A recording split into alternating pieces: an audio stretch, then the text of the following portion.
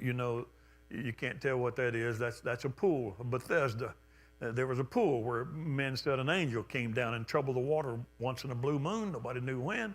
But if you was the first one in the water, not the second one, had to be the very first one, then you get in that water when the angel stirs it up and you get your healing. I guess it worked. They all believed in it. The problem with this man is he'd been 38 years unable to walk. Paralyzed, invalid, he couldn't walk for 38 years of his life.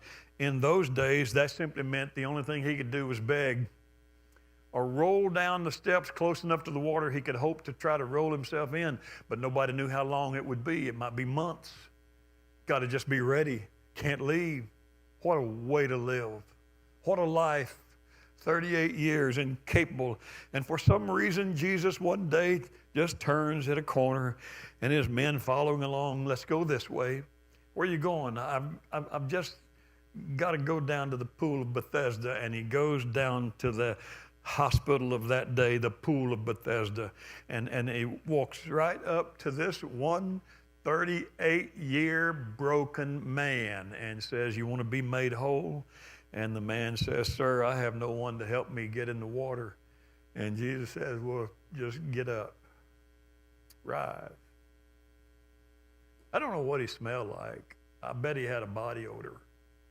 I bet the whole place stunk with people that wouldn't leave, praying for the day they could be the first one in the water.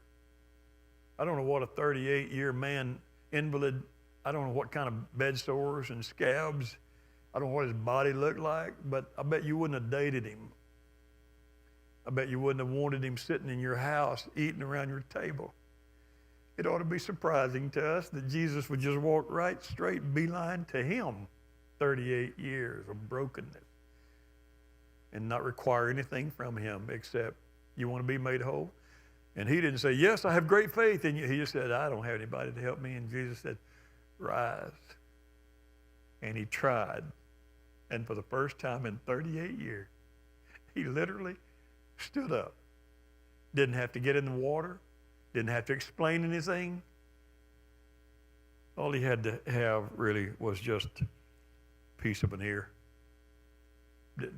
God doesn't have to have much.